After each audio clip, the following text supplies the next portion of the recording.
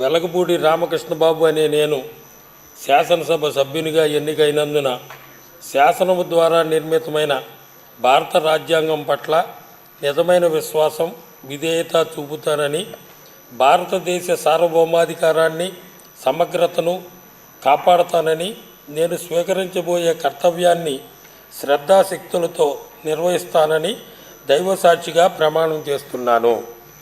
ఆంధ్రప్రదేశ్ శాసనసభ సభ్యుడనైన వెలగపూడి రామకృష్ణబాబు అనే నేను సభ నియమాలకు కట్టుబడి ఉంటానని, వాటిని అనుసరిస్తానని, సభా మర్యాదలను పాటిస్తానని, సంప్రదాయాలను గౌరవిస్తానని దైవ సాక్షిగా ప్రమాణం చేస్తున్నాను.